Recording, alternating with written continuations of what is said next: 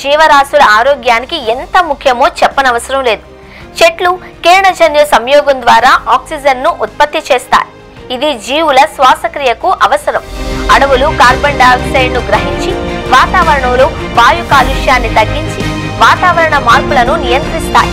అడవులు వివిధ జాతుల మొక్కలు, జంతువులు, కీటకాలకు ఆవాసం కల్పిస్తాయి. జీవ వైవిధ్యాన్ని కాపాడతాయి. చెట్లు నీటిని నిల్వ చేసి వర్షపాతాన్ని ప్రభావితం చేస్తాయి.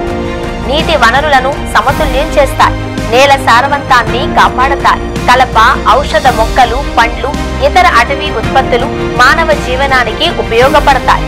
అడవులు పర్యాటకాన్ని ప్రోత్సహిస్తాయి. మానసిక ప్రశాంతతను అందిస్తాయి.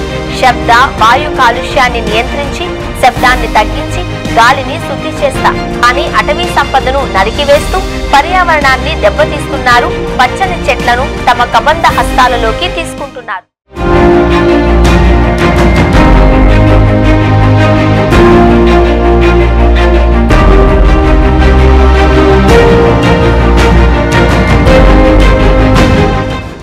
ప్రకృతి సంపద కబ్జాల రూపంలో వెళ్లిపోతోంది. ఈ తరహా ఘటనే ఇటీవల ఒకటి వెలుగులోకొచ్చింది. కోట్లాది రూపాయల విలువైన అటవీ భూములు ఆక్రమించి చట్ట వ్యతిరేక కార్యక్రమాలకు పాల్పడుతుంది అని కల్కి భగవాన్ ఆశ్రమంపై ఓ పర్యావరణవేత్త గ్రీన్ ట్రిబ్యునల్ ను ఆశ్రయించారు. బియ్యం కండ్రిగ మండలం, తిరుపతి జిల్లాలో అంజూరు రిజర్వ్ ఫారెస్ట్ కు సంబంధించి 21 ఎకరాల అటవీ భూమిని ఆక్రమించి అనధికారిక కట్టడాలతో కల్కి భగవాన్ టెంపుల్ యాజమాన్యం అసాంఘిక కార్యక్రమాలు నిర్వహిస్తోంది అని ఆరోపణలు వచ్చాయి. దీనిపై ఒంగోలుకు చెందిన నాన్ని Venkata Subbaiah national green tribunal చెన్నైలో పిటిషన్ దాఖలు చేశారు.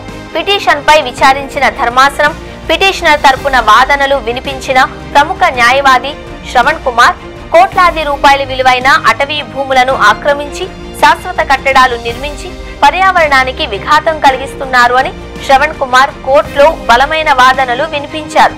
జడా శ్రవణ్ కుమార్ వాదనలతో ఏకీభవించిన ఎన్జీటీ తక్షణమే ఫారెస్ట్, రెవెన్యూ అధికారులు రిపోర్ట్ దాఖలు చేయవలసిందిగా నేషనల్ గ్రీన్ ట్రిబ్యునల్ ఆదేశించింది. నేషనల్ గ్రీన్ ట్రిబ్యునల్ ఆదేశాలకు అనుగుణంగా revenue, forest department joint inspection నిర్వహించి అటవీ భూమిని పూర్తిగా ఆక్రమించి శాశ్వత కట్టడాలను నిర్మించారు అని అధికారులు తేల్చారు. ఈ నివేదికను నేషనల్ గ్రీన్ ట్రిబ్యునల్ కు అధికారులు సమర్పించారు.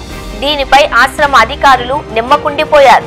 అయితే ప్రభుత్వ భూములు ఆక్రమణకు గురైన ఏ విధమైన ఫారెస్ట్, పర్యావరణ శాఖ మంత్రి పవన్ కళ్యాణ్ ఎందుకు స్పందించడం లేదు అని పిటిషనర్ దారు పర్యావరణవేత్తలు ప్రశ్నిస్తున్నారు.